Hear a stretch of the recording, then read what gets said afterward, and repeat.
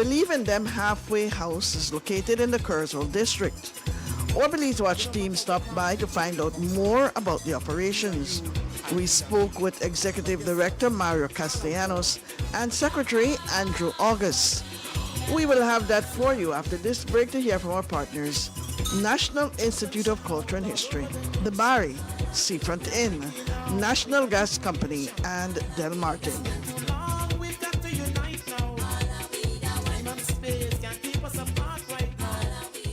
Belize's food heritage is more than what's on our plates.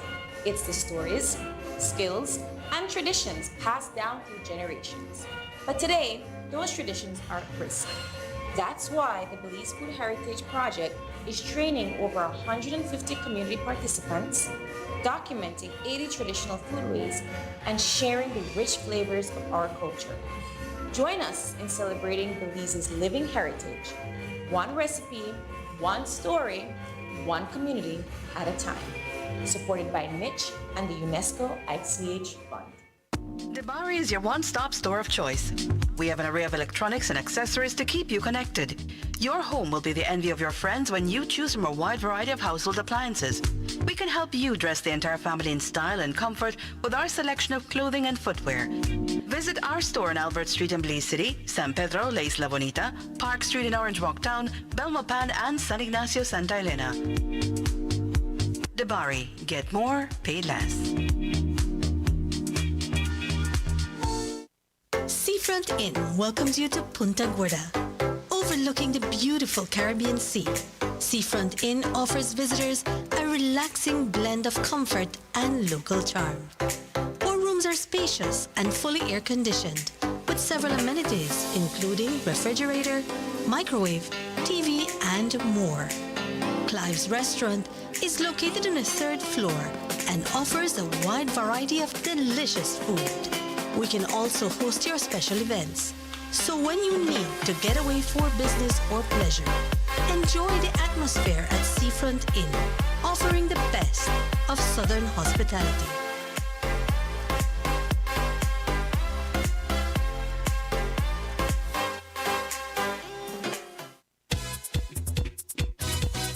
Celebration time.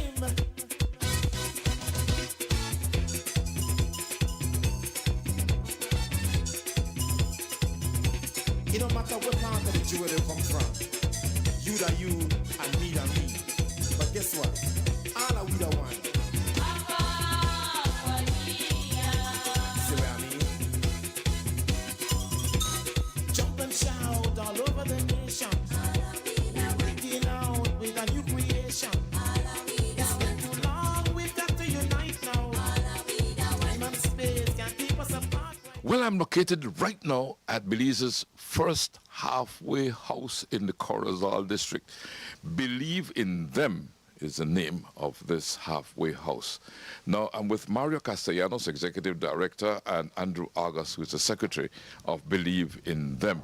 What's a halfway house, Mario? A halfway house is a place where we receive persons coming out from prisons and rehabilitation centers, because as we know, persons who struggle with alcoholism or being sent to prison because of something that they have done in the past tends to be some kind of mark in their lives that ends up creating some kind of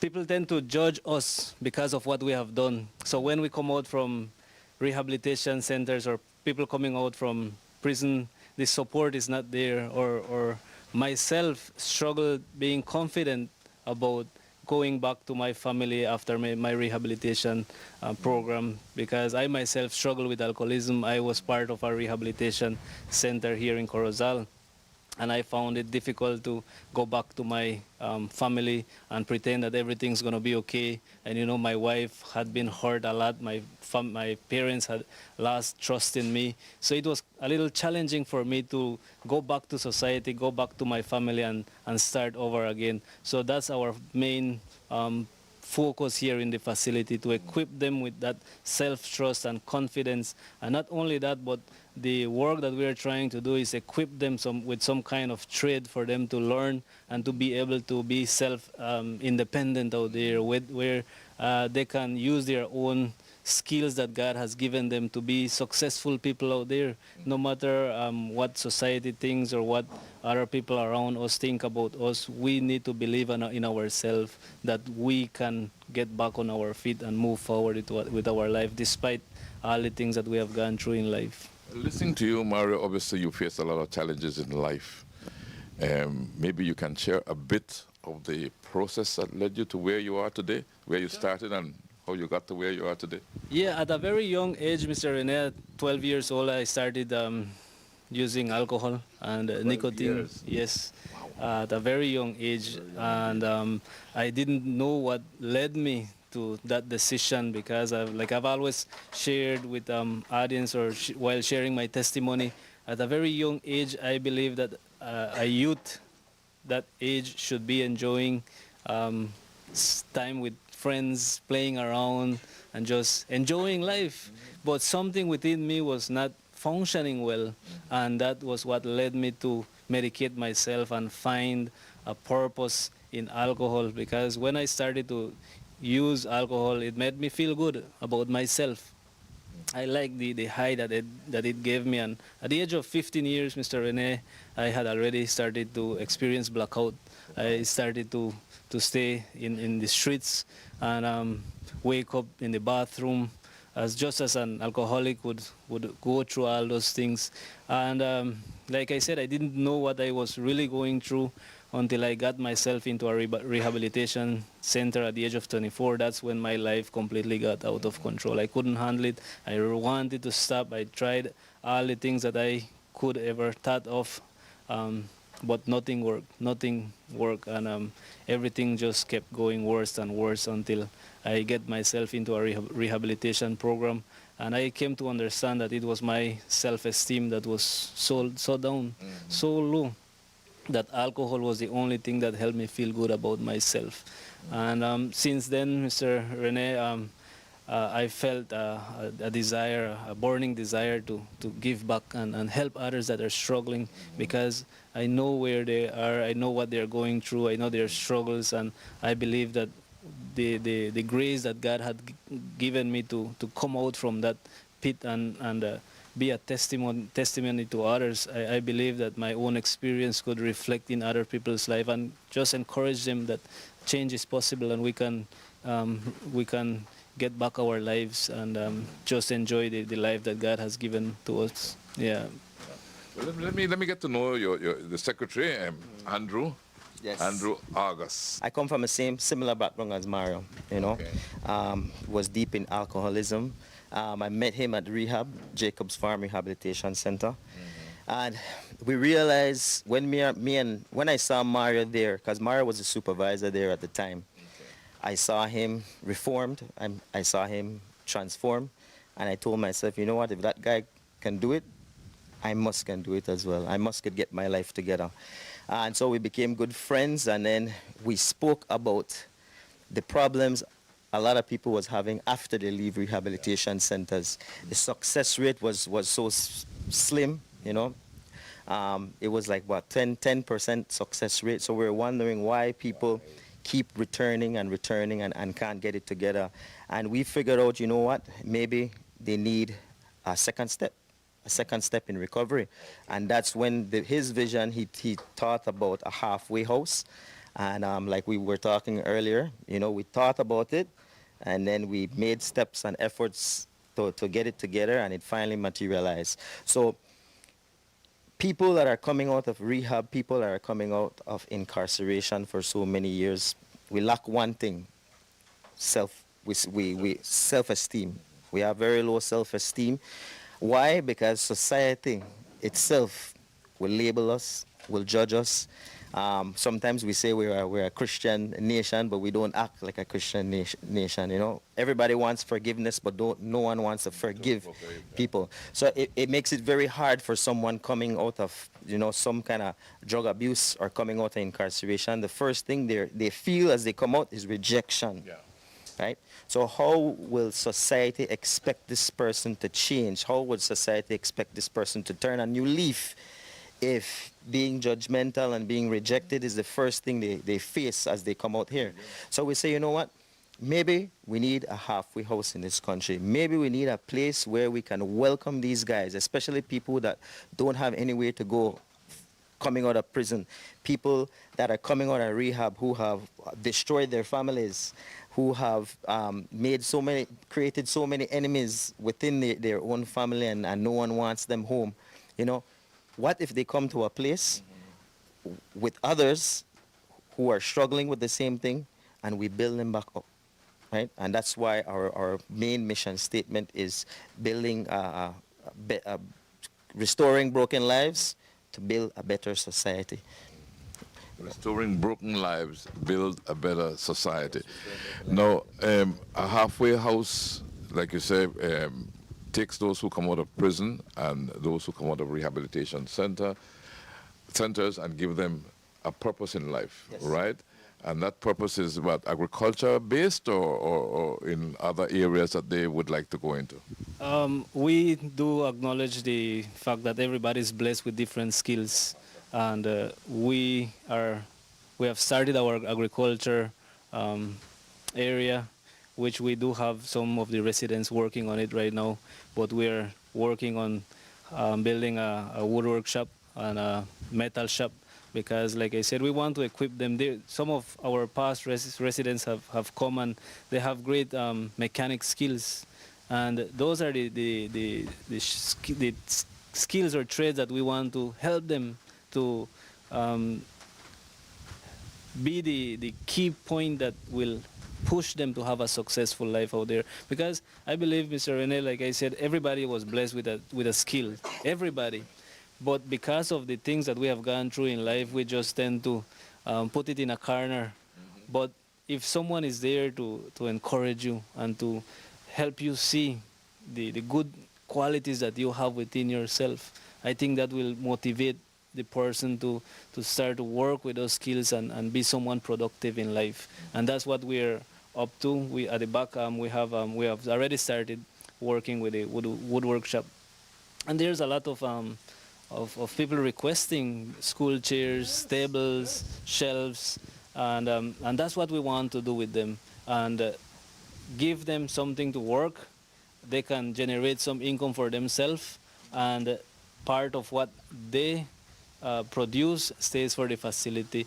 And my vision for each and every resident that comes in this facility, Mr. Rene, is, like I said, when the 6 to 12 months program is done, we have already trained them for them to be independent out there. And the funds that they have saved, they can buy their own tools so that they can start their own business out there. That is my goal, and that is what the board. That's what the board. We are working together, and we're just trying to push this and make the whole vision, come to a reality. And we're just a 1-year-old ministry. We are a new ministry, and definitely there's a lot of things that we would like to accomplish, but it's one step at a time. And we have seen God providing, and we have seen how things have been coming in, and for the residents to be comfortable and have the needs, the basic needs that they have right now, so that they can feel comfortable, they can feel loved, and feel confident that even though they have messed up, there is someone that still believes in me. Yeah. I like your theme. Believe in them. Who came up with that? Well, actually, Mara came up with that team, believe in them. And that's exactly what we're doing here. We're believing in them. Look, if you don't believe in yourself, if society doesn't believe in you, we believe in you, right? And that's why we're restoring broken lives. And we're not just restoring spiritually, right? But emotionally, financially, everything. Remember, the life of an addict is one of spending money widely, using every dime you have on your addiction, hustling, you know. So when they come here, we try to provide you with a job. We find out specifically what you're good at, because like Mario said, all of us have a gift, right? So we help them to unlock their true potential, the potential that God gave each and every single one of us, right? So that we can go and make a living for ourselves. So we just give them that confidence, man, that, you know what happened in the past happened already. You know, all the shame, embarrassment you cause on yourself, or because people don't realize that addiction comes from so many different factors. That's right. Some of it, of course, is self-inflicted, but some of it is just trauma. Some of it is neglect, and all sorts of things. Whatever it was, you can be restored. There is redemption for every one of us, and at this facility, that's what we do. We believe in them, and we just walk with them and direct them to exactly where they want to go and be. Now, looking at the facility today, where are you at? What capacity you have at this point in time? We have the rooms available for them right now, which is one 10 by 10 room for every resident. We have the kitchen, we have bathroom set. Like I said, we have the agriculture area already running. And we have, well, the community here has already known about the place, and some of them, when they need support or have a job for the guys, they usually contact me and ask me if I have anyone available. So we do have job opportunities right now. At the moment, we have the most basic thing, like I mentioned, which is the shelter for them, the kitchen where they can prepare their food, and bathrooms already set. So that's where we are right now. But like I said, we definitely are working in. Yeah, we have a vision that we're working towards. And if time is given, we could give you a rundown on the garden where we are working. I would like to really walk around the facility and see it myself, you know, if you will allow us to do that. Yeah. Well, this would give me the opportunity to reach out to government and see how they can chip in and see how we can get support. Hold a bit. This is very much needed, right? Definitely. Right. Yeah. We have this passion because, like Andrew mentioned, we come from that background. Yeah. We ourselves struggle with alcoholism. We know the struggles that everybody goes through in their addiction. And I might not be an educated person, but the experience that I have with alcoholism, I compare myself with the guys, and it's just amazing to see the bond that we create, knowing that even though you have messed up, I have been there too. So don't feel no way, don't feel guilty, don't feel ashamed of what you have gone through, because everything that you have gone through, I have gone through also. So that's, I believe that this is the gift that God gave me, because I'm not skilled with carpentry, I'm not skilled with masonry. I just love them. I just love them as how I was loved, and that's why the name of the facility, Believe in Them. Because God believed in me, and there were people around me that believed in me. So when the vision came about 5 years ago, I was sitting in this land here when this thought came into my mind. I pictured the facility. I actually saw the buildings, Mr. Rene, where they were placed 5 years ago, and that the name of the facility came, Believe in Them. So you sat in the middle of a cane field, basically. And This is my dad's property, and he blessed us with 3 acres so that we can build the facility here. Yeah. So I was cleaning my dad's cane field one day, and I was resting. That was after I did my recovery program in the rehab center. I was helping my dad here, and I was taking a rest, and this idea came into my mind 5 years ago. that's amazing, right? It's an amazing story, in all honesty. Now, you have a group of directors, you know, because I was very warmly welcomed. Yes. Maybe you might want to tell me about them. Yes, so when Mario had this vision, first of all, finance was the first thing on her mind. All right, how can we, where are we gonna get the finance for start this facility? We're two recovering alcoholics, you know what I mean? We don't have that background or anything like that. We're not finance people, and our first tour that we took, I think we went to Spanish Lookout. We went to Spanish Lookout, and then we came across these guys that are part of our board, right? So they heard our plan, they saw the vision, and they said, you know what, we'll help you accomplish this vision. So we're very grateful for them, and we're getting support from them so far.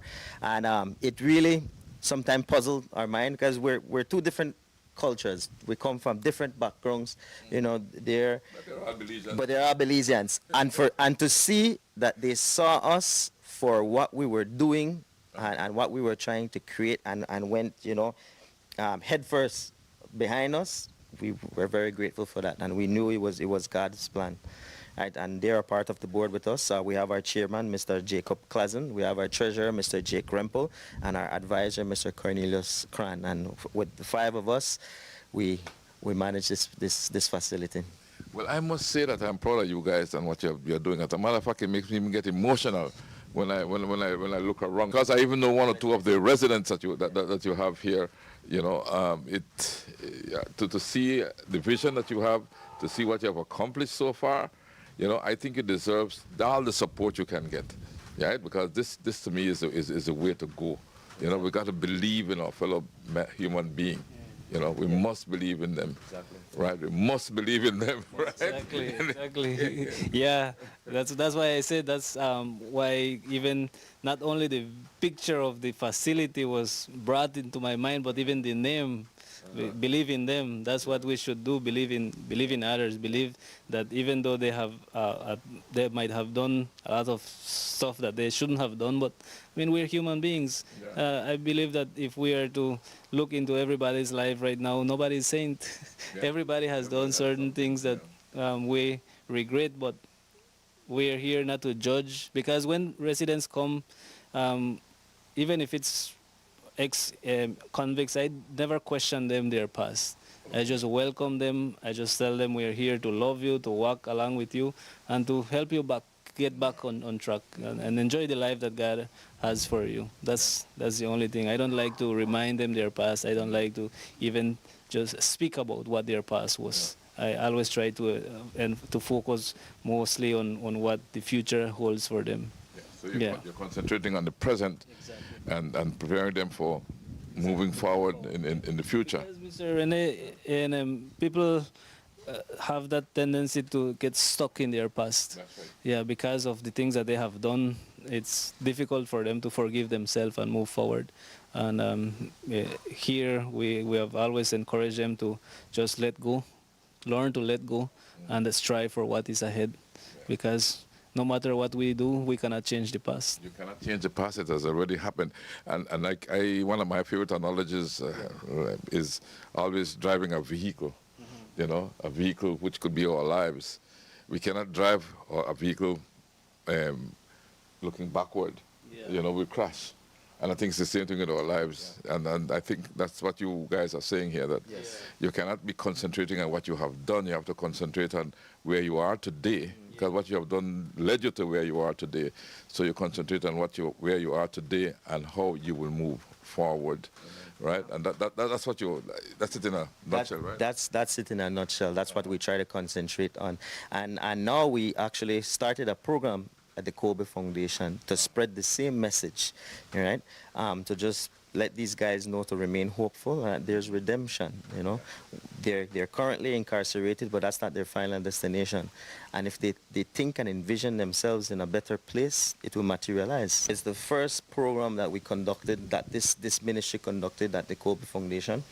It's about recovery, meeting God halfway. And I actually wrote this book. So we're following a book that I wrote personally.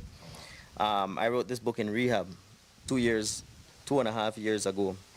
It's just steps that helped me to stay, you know, on the right track, to stay in a life of sobriety.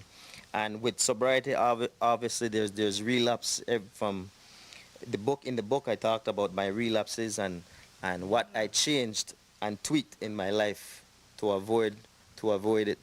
Right? So we're actually having a really good time with the guys. You share the ministry and the work that you're doing inside the Kobe Foundation. Inside the Kobe Foundation. Compound. So they know that a facility exists if they need any assistance, if they need So you recruit them from there.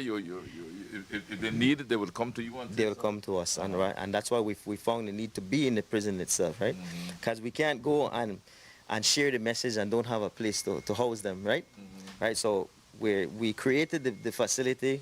We worked on the materials and we mentioned to them that, you know what, you need a place, you don't have any place to go. You feel like you still need more guidance, spiritual guidance. You need to walk around people that went through the same thing like you. Here's our facility. We can help you with that. So Mario, what determines how long one would stay here in this bit? The IT, believe in them. Yeah, that's a good question, because we have residents that have asked the same question: how how do I know if I am qualified for the 6 or the 12 months? But we have to take into consideration, Mr. Rene, several factors, because one, as we had been mentioning earlier, there are residents that have really messed up and they don't have anywhere to go. And there are those who still have their loved ones out there and are getting ready to reintegrate themselves. So, and an average time frame for an alcoholic or an addict to be in a program is at least 1 year sobriety. That helps you clear off your system, clear off your mindset. So if they have different programs around of rehabilitation, which is a 6 months program, so we provide the other 6 months in here. But it all depends on the progress that they show also during their stay in the facility. The 12 months is mostly for ex-convicts that come and are on probation, on parole, sorry, because we have to, once we have them here, we become responsible for them automatically. So that mostly falls for persons coming out from Colby Foundation and being under parole, because I have to contact the parole officer here in Corozal and stay or give them progress updates to them. So there might be cases that we might house them for longer, since we are trying to partner with Colby Foundation and keep that relationship with them. So if, let's say, inmates have 1 year and a half parole, so we can house them for that time, and whenever their parole is done, they can move or walk freely out from this place. But like I said, it all depends on the factors that drive them to be here with us. So we take all that into consideration, but mostly is the progress that they show while being in the facility. So there's no definite time period, like you're here for 6 months and you got to go after 6 months and that sort of thing. There's no pushing through the door. Yeah, we don't want to feel them that we are pushing them out, because some of them have been honest with us. And one of our successful resident has stayed here for, I think it was almost 15 months with us, but he didn't have any place to go. So we got him a job out there. He started to work. He started to save some money, and now he's in Kikakar. He's working there in Kikakar, and he said, "Mario, I'm so grateful, because with the money that I saved while being there in the facility and working, I was able to get a room for rent and buy my own stuff so that I can start my life over again." So, like I said, it all depends on the factors that are surrounding that individual at the moment. So what's a typical day like here? I mean, and I noticed you mentioned too monies being made. I mean, how do you make the money, and how would they make some money and save, like you said, the gentleman did? And what's a day like in the life of the people that live here? Yeah, well, we start our daily activities at 6 o'clock in the morning. So that's the time that everybody should get up and start to get ready to start their day. So from 6 to 6:30, they do the hygiene part, brush their teeth, go to the bathroom, and do whatever they have to do before going to breakfast. So breakfast is from 6:30 to 7, and from 7 to 7:30 we have our devotion here in the facility to start our day. And like I've been mentioning, we do have the garden area. People are exactly, and if anybody has jobs outside in the community, They start like at 8 to 12 and they come back for lunch, and from 1 to 5 for those who have the privilege to go out and do some income for themselves.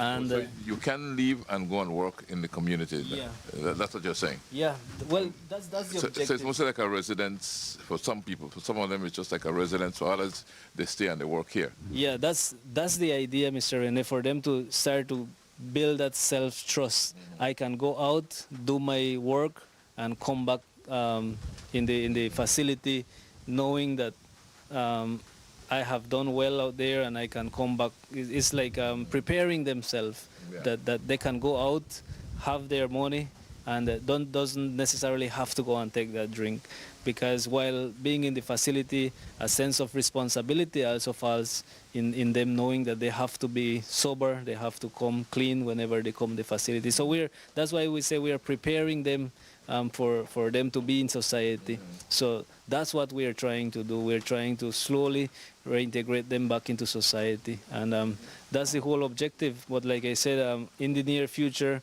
we would really like to have the woodwork and the metal shop open so that we can provide all of that within the facility, so that some of them in the past, they had to travel to Belize to go and work, and when they come in the evenings, they are tired, they are exhausted. So when we are having our daily programs, they are falling asleep, and I don't blame them. I don't blame them. It's been a long day and traveling, and all of that just gets them tired. But if we can provide everything here in the facility, I think that we can take time for the work and for the programs that we are offering, because that's what we are focusing on the programs. I've always mentioned to the residents, the work is secondary. We need to focus on our sobriety, on our progress. That's our main objective. We are a faith-based program. We do believe that it's only through Jesus Christ that we can be restored. So that's what we are trying to teach them in our daily life. So basically, that's how our daily routine looks like, Mr. Rene. But what happens if someone goes out and decides, well, I'm not going back there this evening, I'm going back some other time?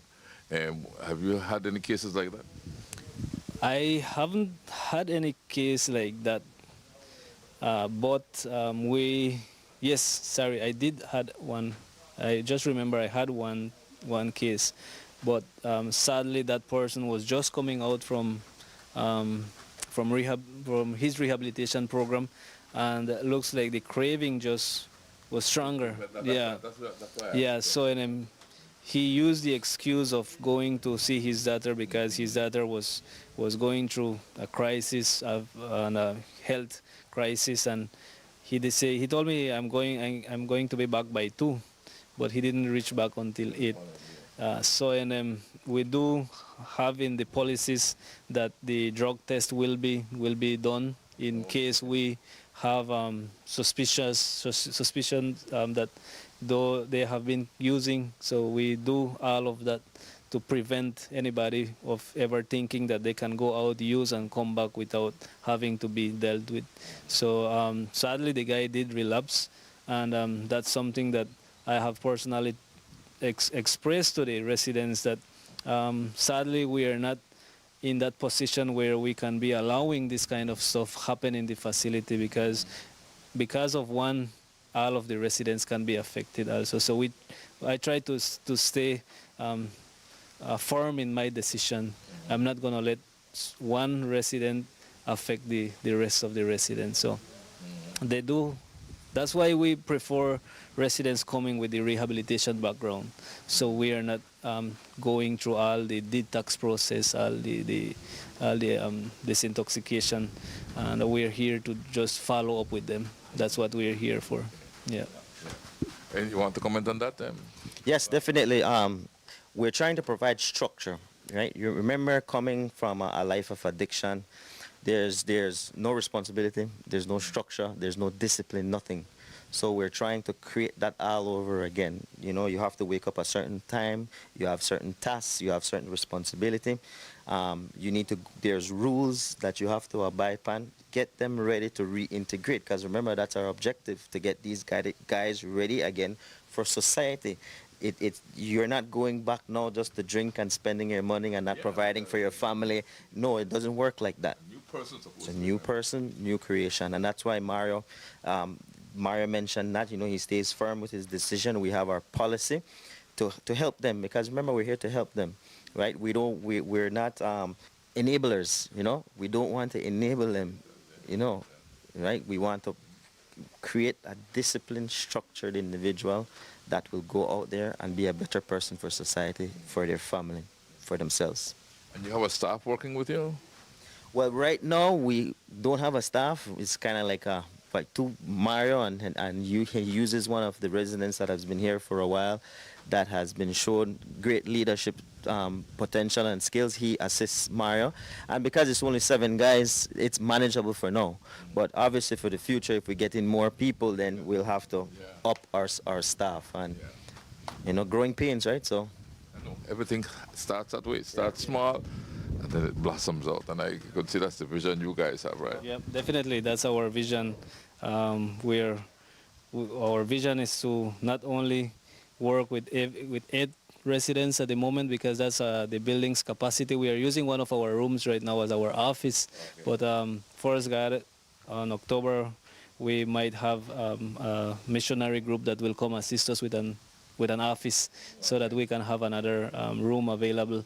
But as you were mentioning, our plan is to help as much as we can to what is in our capacity, but definitely we will need more staff working here in the facility. Yeah, because we have to be honest, working with this kind of people does affect in a way the person in charge, because they come from different backgrounds, characters, belief, so all of that. So when all of that comes together,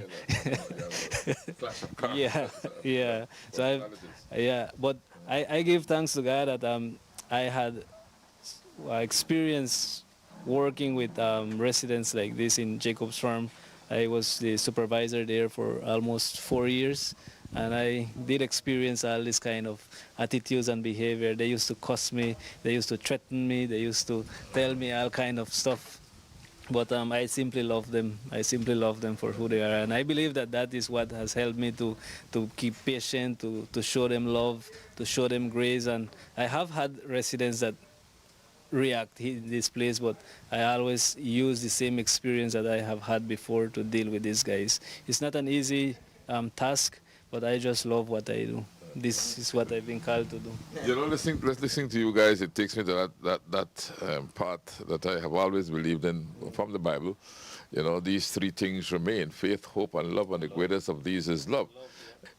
Faith, hope, and love, because really you need to have love to do for yourself and for your fellow human being, to do what you guys are doing, right? So love is very important, right? And then when you set your goals, like having something like this, they are set in faith, as to where you're going. And then the fuel that you have to keep you going is the hope. You keep hoping that, yes, it will work out, it will happen. Faith, hope, and love. But the inspiration really comes from the love you have for yourselves and for your fellow human being. And listening to you, I can. And I'm sure your board of directors share that same vision, right? Would you want to talk a bit about them? Oh, definitely. They showed us love. They gave us the support from the onset. And remember, we're dealing with people who lack love for themselves. That's where addiction starts. Lack of love for your own self. That's why you put your body through that. That's why you destroy your mind, you destroy your body. So obviously love has to be present here at this facility. Love God, love yourself, love each other. And we have an awesome team. For our fellow board members, it's the same thing. They give us the support, they give us the love. We share that same passion, and we have that. All of us are aligned with the mission and the objective of this facility, and that's why I believe it's working so well. Obviously, and God is putting everything together, and that's why I really have to give a big shout out to EMC Church in Blue Creek, and Ethel Church as well in Blue Creek. They have been our main supporters, and we really appreciate that, because without the resources, a lot of these things wouldn't have materialized. So gentlemen, can we take a quick look at the facilities you have here? Is that possible? Definitely. We're more than pleased to show you our facility. I'm eager to see what you have here and see if in some point of the conversation we can contribute towards making this vision even bigger, right? Yep. Thank you. Let's go then. We will have that tour for you after we take a break to hear from our partners. National Institute of Culture and History, the Bari, Seafront Inn, National Gas Company, and Del Martin. We've got to unite now. Time and space can't keep us apart right now. Are you up for an adventure? Want to go explore the world of the ancient Maya? Let's visit one of the archaeological sites. Don't have any cash? Well, guess what?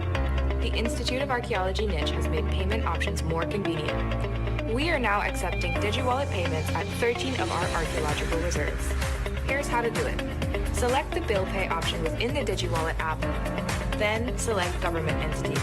Click on niche and enter the site name, fee type, cost of ticket, and click Pay Bill. After a successful transaction, show your digital receipt to the ticketing clerk and this process is complete. And don't worry, Digi now has cellular service on a number of our sites. Yes, it's that easy. Download and register for DigiWallet from your Google Play Store or Apple App Store today. Pay your park fees with ease and enjoy an unforgettable experience at these incredible archaeological reserves. This message was brought to you by the Institute of Archaeology Niche, preserving the past for the future. Debari is your one-stop store of choice. We have an array of electronics and accessories to keep you connected. Your home will be the envy of your friends when you choose from a wide variety of household appliances. We can help you dress the entire family in style and comfort with our selection of clothing and footwear. Visit our store on Albert Street in Belize City, San Pedro, La Isla Bonita, Park Street in Orange Walk Town, Belmopan, and San Ignacio, Santa Elena. Debari, get more, pay less. Seafront Inn welcomes you to Punta Gorda, overlooking the beautiful Caribbean Sea. Seafront Inn offers visitors a relaxing blend of comfort and local charm.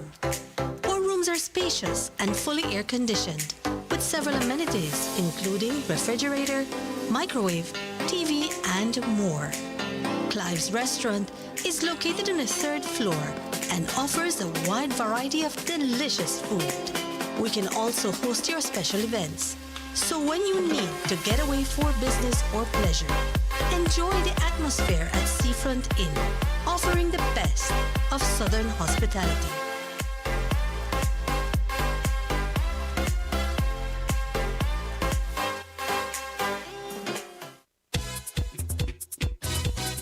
Celebration time.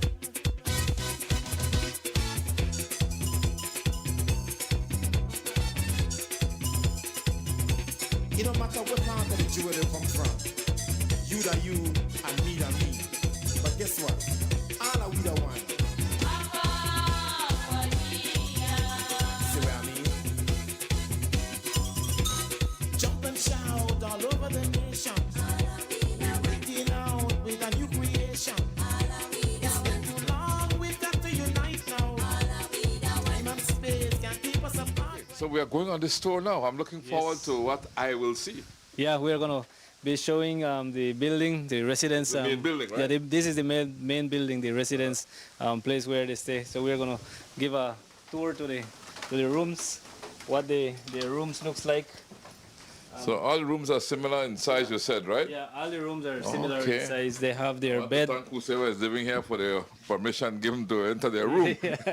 Yeah, they have their fan, they have their bed, and they have their small shelf for now, where they can put their personal belongings. We're working in the near future, like I was saying, trying to build them more shelves so that they can put their clothes and all of their personal stuff. So we had people that donated The wood? the wood. Yeah, and that's where we made the shelves for now for them. But this is basically what they have. And they're not charging the rent or anything like that? No, we don't charge the. Nothing at all? No, we don't charge.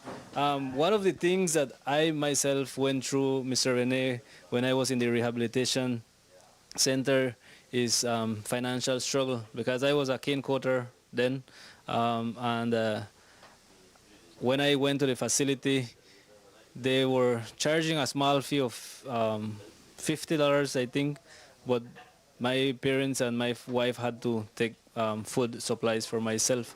So all of that stayed in my mind, and I realized that my mom and my wife didn't have any reasons to pay for my mess.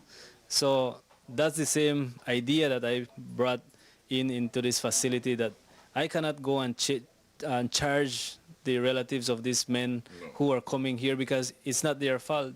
They made the wrong decisions, and they have to pay for what they need to restore back into their lives. So there's no charge to no one for... Out there, no. Okay. We ask for 25% of whatever earnings they do in the facility. Okay. So if someone gets hired out there in the community and does $100 a week, we charge them 25% of that. Okay. That's to cover the needs. Expenses. Yeah, which is not enough, but Because you have water, electricity, investment. Yeah, we have a lot of things. Time. Yeah, but what we want, like I said, Mr. Rene, is for them to start using that same income that they have to start to save for themselves.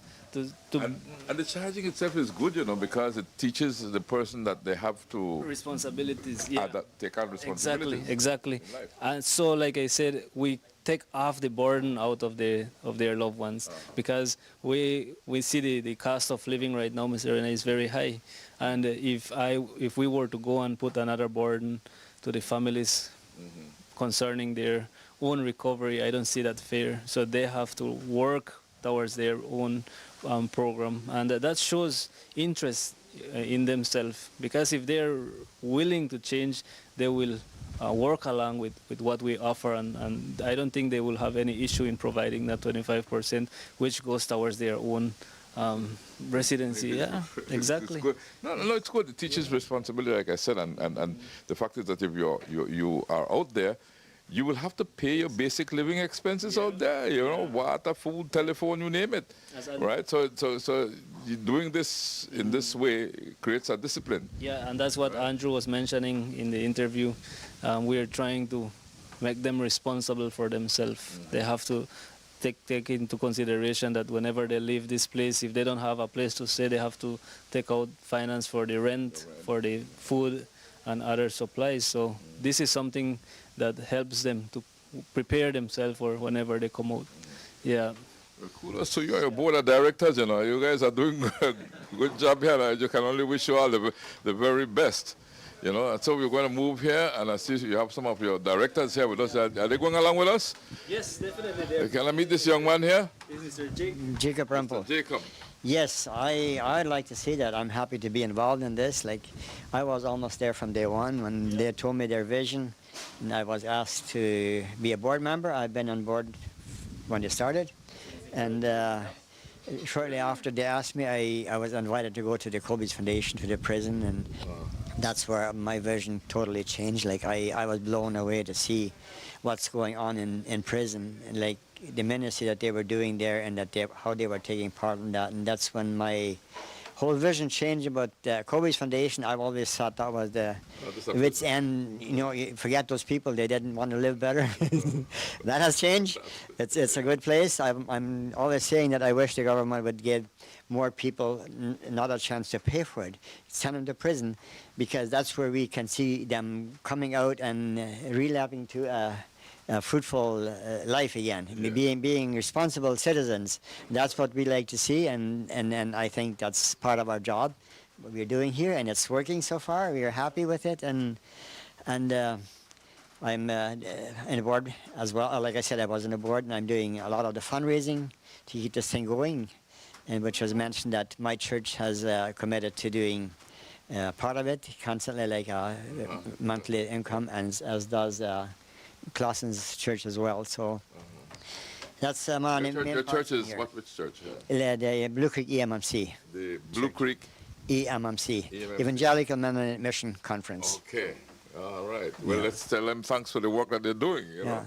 You're welcome. Thank you very much for being here and sharing this with us. Yeah, it's my pleasure. Can I meet another board member here? You are I'm Jacob Claassen. Jacob Claassen, you're from, Also from Blue Creek. also from Blue Creek? Yes. From the same church? Huh? No, I am from the Edental Church. Edental Church. Edental yeah. Church. Okay. Yeah. Let's hear from you how you got involved with all of this and, Okay, how I and came how in- you feel about Okay. it. Yeah. How I came involved with this, I met Mario from before when he was working at the Jacobs Farm rehab at the rehab center there. I met him and he shared his vision that he shared. He shared that with me as well, and I just got the feeling that this is a need, and I came on board and support him to. What I was focused more on was on get it organized and start. Let's say to register the halfway house. So we are registered as well. So what's the feeling inside that you look at it, your dream becoming reality and things expanding? Or how you well, I feel very grateful. Sometimes I say that I almost can't believe that we are this far already, because it's just 1 year, right? 1 year, and there are so many people that took or give donations and helped us with this whole building. This whole building comes from Spanish Lookout businesses. They stood together and brought us this whole building. And there are different, let's say his parents helped us with this land here. We have kitchen, there are other businesses that give us the lumber and so forth. We got it. So people just jump in and help us with it. That's just amazing for me to see how that's happened. And also for the guys that we have in here, just to hear their testimonies, how they feel appreciated and helped in their own lives. That makes me so happy or amaze me. Well, thank you for all you're doing, man. And I'm looking for. Let's go. We are on this tour, right? So let's move on. Let's continue our journey, and then maybe I can meet your other director afterwards, right? Yeah. Right. This is our last board. Oh. Yeah. Okay. Mr. Cornelio Cran. Mr. Cornelio, nice meeting you. Yeah. And, so tell me, how did you get involved with all of this? Well, I am a friend to Mario and Andrew for years. And so I know him by Jacob's Farm. What, Jacob's Farm? Yeah. So you guys are very much involved with Jacob's Farms, right? yeah, we go and visit and have some from our people there sometimes.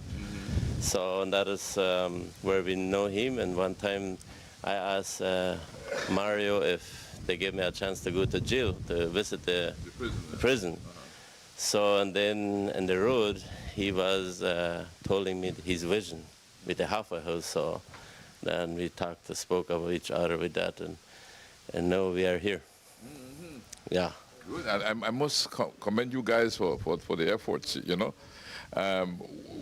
What's the feeling like? I asked your colleague, and he says he feels great about all this.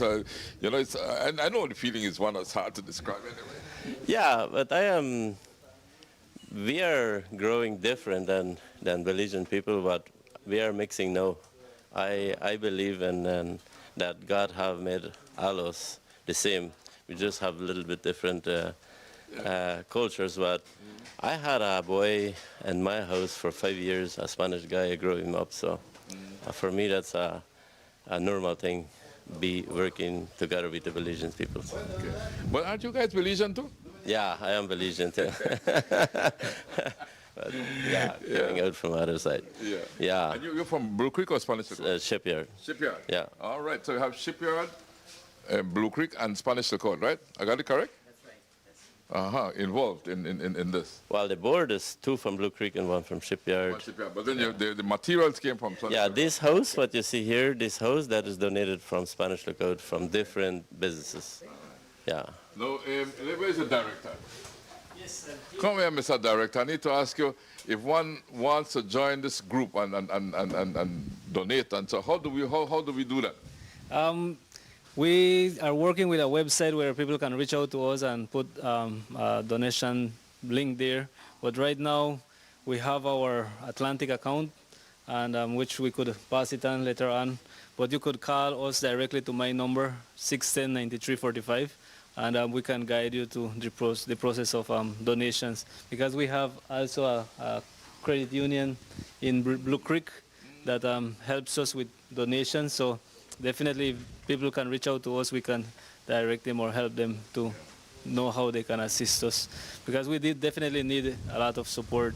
We're trying our best to provide or equip our residents with the things that they need to be productive out there, but we are in a a position right now where we find ourselves in need. So definitely we would appreciate any help. Definitely. No. There, because of donations coming to this facility, we have, like he mentioned, the Atlantic Bank account, and we have the Blue Creek Credit Union, which would be 10489 number, and BIT, that's where they can deposit. And we also do have a international platform at the moment opened, so they can pay on credit card anywhere in the world towards this. And that is there as well. And we can, like Mario said, we can direct them to that and send them the information if somebody needs it. Somebody wants to help us. That's right, and I would hope you get a lot of help indeed. Now, let's continue our tour. We're going into what, in the kitchen? Yeah. You teach them to cook too, or? No, I just... You just eat, right? So we're in the kitchen, dining area. All right. And let's see what's on the... Can we go and see what's on the stove? Yes, definitely. Okay. Why is the cook busy, man? Man, your chef, your food smell good. Yes, chirmole. Chirmole? Yes, with white rice and canned tortillas. Okay, so I guess you get the rest of the stuff on the... Yeah. Mostly veggies is from the garden. Yes, yes. So you're cooking chirmole today? Chirmole today with white rice, and then we're going to get some canned tortillas. Right. So you cook for everybody? Everybody, every day. Not a professional, but trying my best. So you're not a professional? Who teaches you to cook? When I was a fisherman, I used to fishing, and everybody have to do their turns. My cousin teach me how to cook, or so, you know. I try the best. Okay. Come on. So what's life like here? Well, life is more for me is for continue my process, and I'm feeling good here with Samario here, doing the best for us, you know, for giving the work of mentality, of Bible studies, and you know, and I feel great here. You know, it's not like say here for incarcerated or something. You need libre, confined. There's no confinement. Yeah. You can go outside and sit down. Sit down, you go some fresh air. Fresh air, you know, and relax, and you know, and think. We usually take them out for outings also. We go to EEMC Church in Blue Creek. This coming 21st, we have a men's retreat in Spanish Lookout where everybody's going. Yeah, and that's the fellowship that we're trying to create in them, because that's exactly what's going to be needed when they come out from this place. They have to have that spirit of unity and fellowship with one another. So that's what Bob was expressing. He feels loved and accepted here. I'm not speaking on behalf of Bob, but just no, well, I can see, you know, because when I walked in, I saw him, and he's smiling, you know, and then he's taking cooking very serious. Yeah, well, he's almost 1 year with us. Okay. He's almost completing 1 year with us. Yeah, and he's doing a very good job here in the kitchen. We appreciate the support that he has been providing with us in the kitchen, because that is something that has really had us looking for a quite time, someone to dedicate themselves to cook and serve, because this is a way of service also. Yes, of course. It's of yourself, because hey, we could do a lot. We need to eat and we need to drink water. Right? Yeah. So that's one of our other residents here. The food look good and it smell good. Okay. All right. All the best. We just completed this kitchen all right, young man, take care. About 2 weeks ago, actually. We finished the kitchen. We didn't have any kitchen, so the guys had to take their plates of food into their rooms. But thanks God, we did have some support from persons from Spanish Lookout donating the lumber so that we can have our kitchen. Yeah, we still have some small details left to do in the kitchen, but at least now they have a space where they can sit together and enjoy their meal. Yeah. And you got something here you want to show me? I see on notice this. So What's this? So this is one of the projects that one of the residents was working on. If you notice, this is a barbecue. He built this himself? He built this himself, you know what I mean? So that's one of our objectives. We try to enhance the potential and the skills these guys have. You know the saying, right? You give a man a fish, he'll eat for the day, but if you teach him how to fish, he'll eat for a lifetime. That's what we're trying to instill in these guys. So he built this barbecue grill, and right, so we just provide the materials and he welded together, and obviously after this, it's for sale, for purchase, and he makes an income for himself. Wow. Yeah. So is there a price on this one? This one, I think this one is $350 for this one here. Okay. Right, a barbecue grill. It's a bit different from the usual ones that we're used to. I find it very original. Yeah. I mean, look at this. So you raise it up. Then you tighten it here. Yeah, you tighten it here. Uh-huh. So it just depends how low you want it to the coal. Yeah. And then you tighten it. Then you can drop it how you feel like. And then you could drop it all the way down and leave it where you want it. Yeah, you could just tighten it here. Uh-huh. And it stays there. Yeah, it will stay and there. you can low to the coal. And the coal, I noticed there are two trays, removable trays for the coal in. It's well thought out. Yeah. Well thought out. Sample there. On the other side. There's another one? Yeah. Wow. These guys take their time. Here's another one. So this one looks good too. Because like we mentioned, everyone. This one's more basic, but basic. But it looks real good, This right? is 350. 350. You see, you have an income capacity here, man, for these guys. Trying to promote. You know, we need to promote these things. You know, well, barbecue grill. Why buy a foreign barbecue grill when you could buy this one? Yeah, exactly. You know, we made in Belize with a lot of love. And even the doors, You know? Mr. Rene. The doors. We this make guy- metal doors. Metal doors? Wow. So these guys Didn't know weld that. metal doors. Metal doors. And these are made by the guys that are staying here, the residents. Residents, right? Yeah, wow. Everything is made by them. And we're just here to encourage them and unlock their true potential. And you are certainly doing that. I mean, you know, it make I feel like stay here myself. Your bathrooms and so on. We have our garden area. The garden area. Yeah. Okay.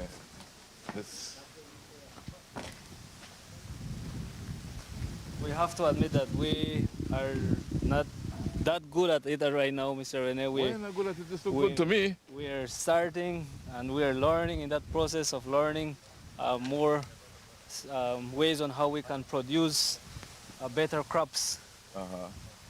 We have a nursery here, right? Yeah. These are. This material and the idea of this nursery came from Sirdi, the sugar.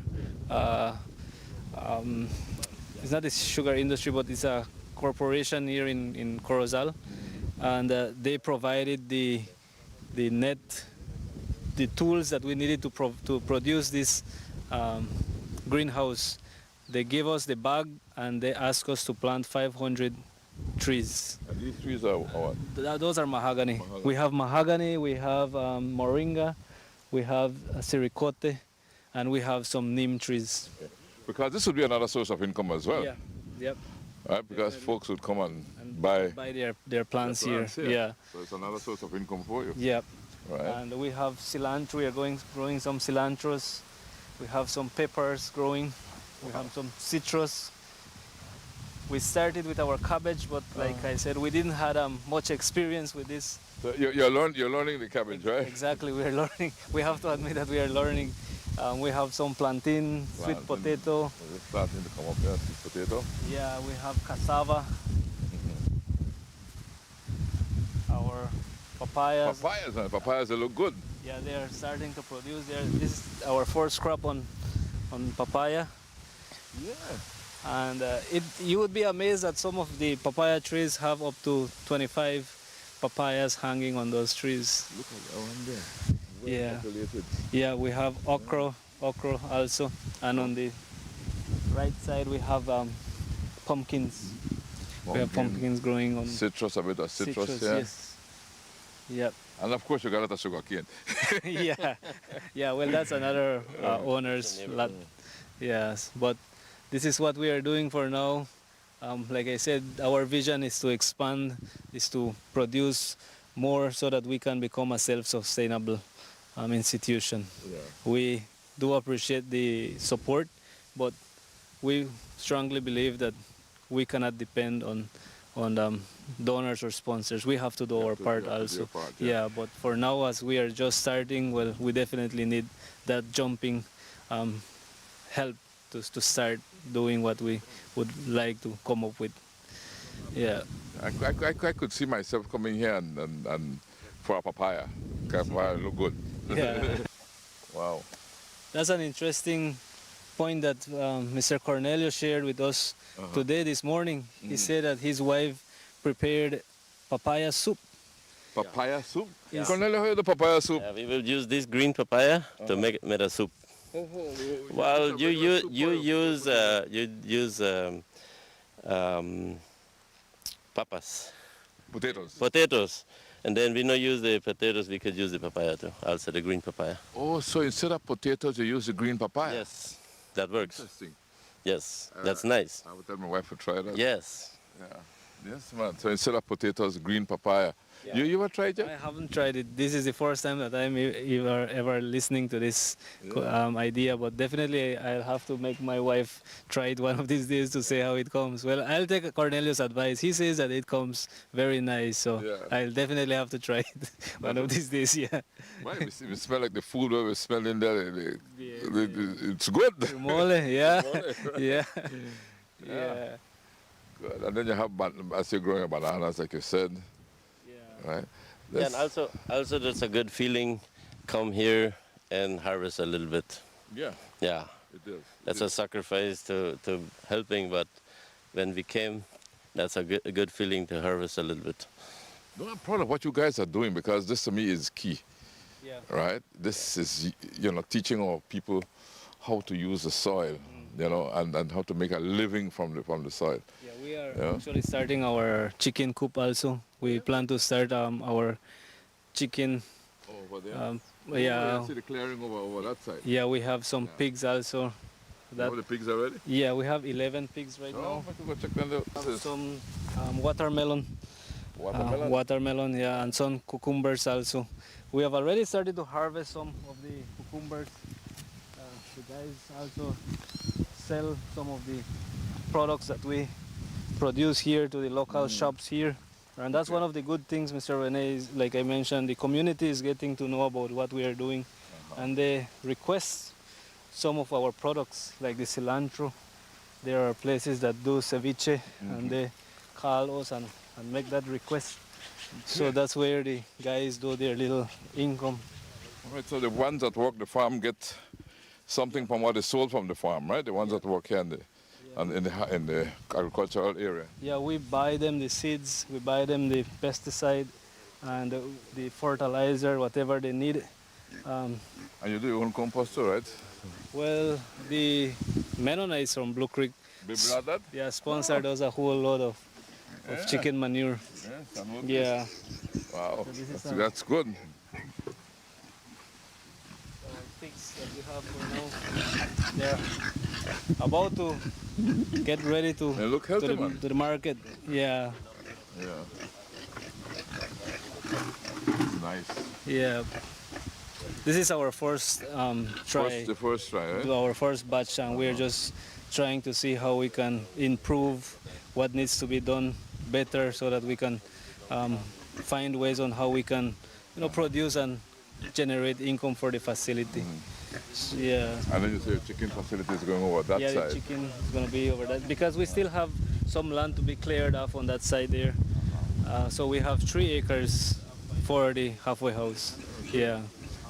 So we do plan to work with a rehabilitation center also in the longer run, but that's going to be whenever we have this facility running. Yeah, we plan to move to the next stage, which is the recovery, because we want to work with them since the very beginning, because it's difficult sometimes to work with people that comes from the outside. We do not know their backgrounds, we do not know what they have gone through in the rehab itself. So if we can work since the very beginning with them and then move them to the first level to the second level. I think that would work out better for us. But for now, we are having people coming out from different rehabilitation centers in our facility. And that is good, you know, because the halfway house definitely plays a key role.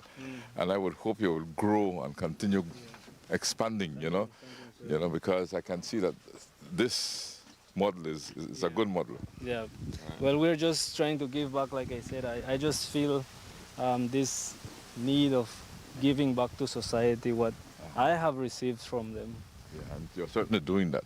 As we have been discussing, our plan is to come up with a wood workshop, and this is the area that we are planning to work with it. We have already set the basis where the container is going to be brought. We plan to set another container on the side, and on top we're going to put the zinc or the shade so that we can have enough space to work with the tools that we will be setting in place. And I do believe it's going to be a good area where the guys can come and start to practice. Even though if they do not know carpentry, that's what we are going to be here to teach them how to use the skill, the drills, the skill saw, the simple or basic tools that they need to learn. Because even if they do not become professional, but they will have an idea or of how to do certain things, and if they have job opportunities out there that is related to the work that they has been learning here, they could easily get into that job opportunity. So like we have mentioned, we are working with this, but definitely if the support is being provided for us to work with it easier and faster, we would really appreciate that. They need some support. In the final segment, Andrew August spoke to us about his book, which is used as a part of their program with the Belize Central Prison. We step aside to hear from our partners, National Institute of Culture and History, the Barry, Seafront Inn, National Gas Company, and Del Martin.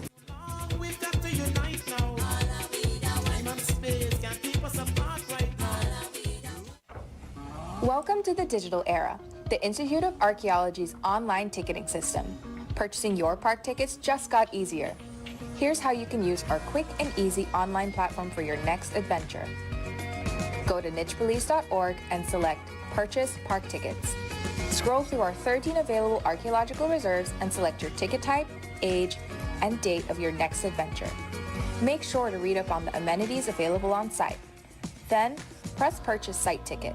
View your cart and fill in your billing information, and the rest is easy. Pay through your preferred method and place your order. Be sure to check your email for your tickets. Now you're set. Visit any of the 13 sites with ease.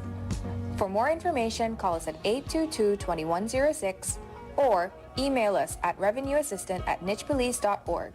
This message was brought to you by the Institute of Archaeology Niche, preserving the past for the future. Debari is your one-stop store of choice. We have an array of electronics and accessories to keep you connected. Your home will be the envy of your friends when you choose from a wide variety of household appliances. We can help you dress the entire family in style and comfort with our selection of clothing and footwear. Visit our store on Albert Street in Belize City, San Pedro, La Isla Bonita, Park Street in Orange Walk Town, Belmopan, and San Ignacio, Santa Elena. Debari, get more, pay less. Seafront Inn welcomes you to Punta Gorda, overlooking the beautiful Caribbean Sea. Seafront Inn offers visitors a relaxing blend of comfort and local charm. Our rooms are spacious and fully air-conditioned, with several amenities including refrigerator, microwave, TV, and more. Clive's Restaurant is located on the 3rd floor and offers a wide variety of delicious food. We can also host your special events. So when you need to get away for business or pleasure, enjoy the atmosphere at Seafront Inn, offering the best of Southern hospitality.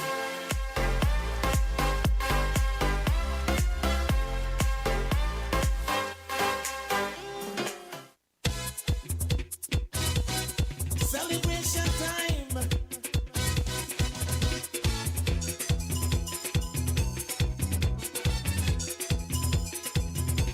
It don't matter what part of the jewel you come from. You da you and me da me. But guess what? All are we the one. See what I mean? Jump and shout all over the nation. We're breaking out with a new creation. It's been too long, we've got to unite now. Time and space can't keep us apart. Mario, that was a great tour. I enjoyed the touring around and meeting some of your residents, you know. That was great. I had a bit of carrot that was pulled directly from the ground that's being grown here. So I could safely say that now that I've ate the carrot, I will definitely come back and pay another visit for another bite. Right. Now you have an electrical system. How did you, what surprised you with electricity and so you, are you on the grid or? Well, we were thinking about electricity when we started this project, Mr. Rene, and the idea of getting electricity from the lamppost. That was our first thought that came into our minds. But looking at the distance where the last lamppost is to where we are, definitely it was a little far for us to ask BEL to assist us with all those posts to reach here in the facility. And we came to the agreement that if God bless us with this sun and we can produce light from this blessing that He has given us, which is the sun, why don't we go solar? And we will have to avoid having to be thinking about a monthly bill that will be coming to us every month. So we did reach out to some potential businesses, and we have to be very grateful to RBs in Orange Walk who sponsored 24 solar panels to us, 24. And that produces enough electricity or power to power the entire facility, with the guys having their own fans in their rooms. We have the refrigerator, we have a freezer, and other small things that we use here in the facility that uses the electricity. So we are totally blessed, Mr. Rene, with the solar system that we have in place. And we have our well that was sponsored by another. To ask you what you did about water, but you say you got well. Yeah, we do have a well that was donated by another Mennonite from Shipyard, Mr. Franz. He was the one who blessed us with this well. It is an industrial well, actually. It has 40 feet deep. He provided the pipes and everything. So we do have people with that willingness to help and support what we are doing, because they see the need and the potential that is within people that have been casted out. So that's why I've been mentioning, when people join in hands, a lot of great things can be accomplished. Yeah, we can do so much together, right? Yeah, we can do so much together. And like I said, it's been a blessing, because we don't have to worry about water bill and electricity bill. We have it here with us, all run by God. And it's sufficient for everyone, right? Yeah. I mean, even to irrigate the fields. Yeah, even to irrigate the fields, yes. Yeah. Look, I'd like to turn to Andrew before I leave, though, because I have this book in my hand, and I've had it in my hand for quite some time, right? And Andrew August, I fell on my face again, what now? Yes. So you said that means that you fell down more than once, right? Yes, definitely. So I authored this book actually when I was in rehab. So my second time I was in rehab about 2 years ago. I sat there just pondering, thinking, why I'm in the same place, what's going wrong, what do I need to work on. So I just put pen to paper, and I said, you know what, let me figure out what went wrong. Because sometimes you really have to just do your own self-introspection and get to know yourself and get to find out why you're making the same mistakes over and over. So I started writing it in rehab, came out of rehab, relapsed, and that is someone in recovery's worst nightmare, relapse. I relapse, you feel it. bad feeling. You feel like a failure. You feel like you not only fail yourself, but your family who is depending on you, you know. And it takes only one time to bring back that relapse, right? Just takes one time. Just giving into one craving and it brings it back. So after that, I really sat down and I came up with 7 steps. That's why I authored this book and wrote this book. I don't consider myself an intellect or an author or anything like that. It's just my experience. It's the things that I put in place to help me in my own recovery and my own sobriety. So 7 steps to just keep you aligned with your mission, aligned with the objective of staying sober. Walk me through these steps. I have them here. I'm looking at them, but so the first thing in the mind of an addict, you've made so many mistakes, you feel so much of a failure that you feel that you can't get nothing right in this world. And imagine you have that mentality daily. You think anything productive will come from you. Imagine you think every day that you were made for dishonor, like what the Bible said, right? Made for honor or dishonor. You know, God, and I think in the verse, I don't know it verbatim, but it talks about, you know, he's the potter, so he can make who he wants to make for honor and who he wants to make for dishonor. That was my mentality as an addict. I felt I was made for dishonor, and I felt that I couldn't get anything right, and that is why I'm stuck in addiction. Obviously, that is a wrong mindset. So I wrote about that and talked about how you can change that. I also talked about the second step is our dreaded flesh. You know, our flesh. We have a sinful nature. Weak. Yeah, very sinful nature. And all of us are built that way. And sometimes we give in to our desires, you know, rather than the will of God. So I talked about that as well. This is a very important one. What God thinks versus what man thinks. You come out of rehab, you come out of incarceration, you come out of the prison, and the first thing you think about is your reputation. I wonder what my neighbors think. I wonder what society thinks about me. If you think about that and you put your mind on that, you will fail. You will relapse. You will commit a crime again. Why? Because exactly what you think they think about you, that's what they think indeed. And that is no type of encouragement. That is no type of motivation. So the book focuses and tells you to think about what God thinks about you. Do the things God has already forgiven you. All you need to do now is depart from your sinful ways and live a better life. Next one, being rigorously honest. Honest with yourself. Sometimes we don't want to be honest with ourselves. I'm in recovery.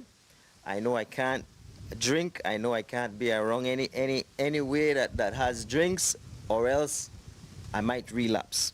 You have to know yourself. Be rigorously honest with yourself and the people around you. You're not a social drinker. You're not a casual drinker. Know that and stay away from places, people who will encourage you to do that. Serving others. So this really set the bar for me. I realized that when you serve others, especially others who have the same problem as you, it obligates you to stay on the right track. For example, we're here at this facility, we're trying to encourage others. I have to make sure that I set the standard for them, right? So serving others, it just gives you that fulfillment, and it gives you the motivation and encouragement and the will to go on, you know. Taking good care of yourself. As an addict, we don't take good care of ourselves. You know that, you know what I mean? The way how we look, our physical appearance, that's the last thing on our agenda. All you want to do is get the next fix, get the next drink, and feel that feeling. You don't think about taking care of yourself. Now, when you start taking good care of yourself, it changes your mindset as well, right? It helps you. You feel healthy. You feel being sober-minded is one of the best feelings I've ever felt, you know. And when you go from being always intoxicated to being sober, you see the big difference. And the last one, living for the moment versus living in the moment. Big. What's the difference? Living for the moment versus living in the moment. So when you're in addiction, you're always living for the moment. All you're thinking about is getting high, getting intoxicated, numbing yourself and feeling that you enjoy so much. You don't worry about your family, you don't worry about your career, you don't worry about nobody but yourself. Right? That's living for the moment. Living in the moment now, especially in recovery, when you're talking about recovery, you're using each day to the fullest. You're not thinking about the past. You're not thinking about the future. You're thinking about what can I accomplish today? No. You know what I mean? What are the steps I could just know you have, you know? It's like you mentioned, some of us sometimes, unfortunately, we have so much plans, but that's not our plan. That's not God's plan. You're here today, tomorrow is not promised. So I talk about how you can live in the moment when you wake up and just being very intentional with your actions, using each day to the fullest. Because if you keep thinking about the past or keep thinking about the future, then you want to realize that you're going to this confused state. You want to start thinking about your past mistakes and regrets. And when you have those thoughts in your mind and in your heart, it's hard to move forward. So why don't you just focus on today? What can Andrew August do today to be a better person? What can Andrew August do today to please God? What can Andrew August do today to stay sober? You know, so developing that mindset, that routine, can it definitely help in your recovery. So these are just steps. This is great, man. I must say, this is great. And the good part is we're actually sharing this with the inmates at Kobe Foundation, and you know, we're actually having a graduation the 7th of August. That will be our first set of participants that we're graduating, and we're very proud of that. And it's the same thing. It's just spreading awareness, spreading redemption, spreading hope. And I noticed too, you have Heaven on Earth, End Note, then about the halfway house, your spiritual prayers, favorite quotes, and Bible reference. It's a complete. Yep, complete book. So I started off with a poem that I wrote, Hell on Earth, describing what addiction feels like. So that's. Maybe we can share it with us. Yes. So it's just me explaining in my own words, in my own perspective, what addiction feels like. It's literally hell on earth. So I don't know if you want me to read it. Yeah, go ahead. So hell on earth. So let me help you to envision what addiction looks like. Imagine waking up in the morning and hitting everyone in the face with a sharp spike, watching your loved ones bleed while the devil personally takes you to get high as a kite. With no control, with no say, and not even the strength to pray. It's like watching your family getting murdered each and every single day, as the devil holds up your eyelids, forcing you to watch the replay. All you see is darkness with no light in sight, just drinks and sniffs, cruising high like a jet that took flight. Your wife and kids crying for you to stop, not knowing that you're heading for another drink at the liquor shop. Every day was like playing Russian roulette, with every day ending with misfortunes and regret. Addiction is like living in a septic tank. No matter how shitty things got, you still drunk. Life became a burden for everyone around you. Your house no longer felt like a home, but more like a zoo. With depression and suicide begging you for attention, your name was now associated with garbage too dirty to mention. Buried deep down in the pits of hell, the only thing left was death or a prison cell. With no relief in sight, every day was a fight just to feel all right. Addiction is a definition of hell on earth. It will make you hate life and curse your own birth. Addiction is the devil's remedy to make your life a dark parody, rapidly consuming everything that you cherish. Addiction will eat you alive until you surely perish. So that is how I perceive addiction. Actually, for me, that was how addiction felt like hell on earth. So on page 42 now, I describe how recovery feels like sobriety. Opposite of the addiction. At the Hell beginning, on earth. right? Hell on earth. Yeah, Right. opposite. So we started off describing how addiction feels, hell on earth, and then we ended off with how recovery and sobriety feels like, which is heaven on earth. So recovery feels like getting a promotion at work every single year. A life filled with purpose, seeing everything bright and clear. Imagine walking in a room filled with the aroma of freshly baked cookies and brewed coffee, with cheerful people looking happy and speaking softly. Simply gratitude and a sense of purpose carrying you through the day. No matter what the day might bring, your mind never goes astray. Living in the moment, using time effectively and wisely, everyone around you feels free and speaks of you well and highly. Kisses and hugs from the wife and kids before leaving the house. You finally feel like a qualified father and an appropriate spouse. The captain of your own ship, maneuvering every storm, successfully solving every problem finally became the norm. Money in your pocket every day of the week. enough to support your family, and even some for the meek. Enjoying life to the fullest with little fear and regret, the devil and his minions are now no type of threat. Recovery feels like an outdoor picnic on a beautiful Sunday morning, watching your children play and seeing the blessings from God pouring. Experiencing life for the first time in a long time, I feel strong and confident, finally reaching my prime. Everyone deserves this type of life regardless of their past mistakes. Just pray and pray until the cycle eventually breaks. Recovery is like heaven on earth. You finally understand life and what it's really worth. Recovery is wisdom and clarity, a life of humility, gratefulness, and prosperity. Put all your heart and soul in staying sober, and your connection with God will grow stronger and closer. So that's how I felt. That's how I feel in recovery, yeah, in sobriety. So both experiences are aptly described. So you start off with the addiction experience. Yes. You tell us of ways how to get out of it, and then you end with how it feels like. The end goal. Exactly. How can I get a copy of this? How can people, folks who would want to get a copy of this, get a copy of it? Well, for now, we're only providing it to the people that are going through the program, right? Okay. So, like I said, we're a fairly new ministry. We just started in February, and the first people that saw this book is people at Kobe Foundation. Okay. So, we'll see where it goes from there. But this is what it was designed for anyway. So, to help others, you know, it's just pain, suffering, experience, and redemption, and breaking the cycles. I fell on my face again. What now? Andrew August, meet God halfway. Yep. Right, we must be prepared to go forward to meet him. Yes, yes. And not only that, with anything, we have to do our part as well. You know, they always say God help those who help themselves. Yeah. You can't expect to be relieved from your past. You know, you can't expect redemption if you're not doing your part as well. And that's why I said we have to meet God halfway. Bring your burdens to God. Do your part, and He'll do the rest. Amen.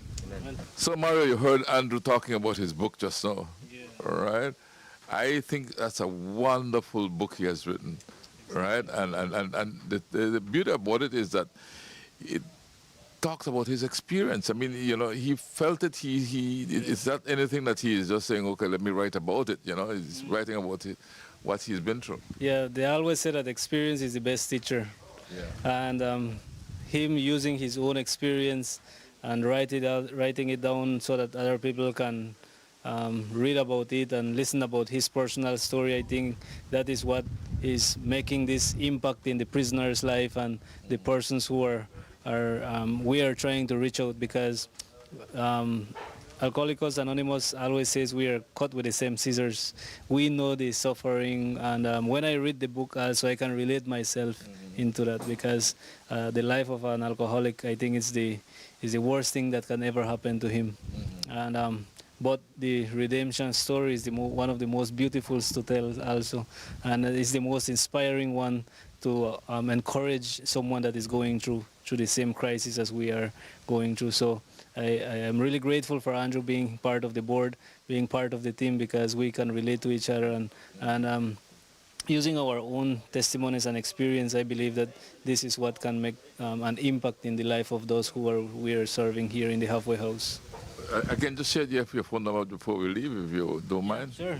My phone number is 610-9345. They can. That's for the halfway house. Yeah. Or believe in them, BIT, or 616-7410. That's the office number. 616-4710. Yeah, that's the office number. That's the office Yeah, number. so they can contact us through those two numbers, and we are more than willingly to share more information to them. So, Mario and Andrew, I want to thank you guys so much for the wonderful time I've spent here at BIT, Believe in Them. And I've learned a lot from both of you and from your board of directors. I want to congratulate you and the members of the board of directors for the wonderful job that you're doing. And I hope that you can get the support that you need to carry this great work forward. Because all of this is a labor of love. And as you know, and we all know, love is a choice that we all make. Yep. We can choose to love, or we can choose to do otherwise. In this case, you chose to love, right? So again, Thank you so much for choosing to do that. And that is reinforced whenever we say Belize and beyond. Thanks for choosing life.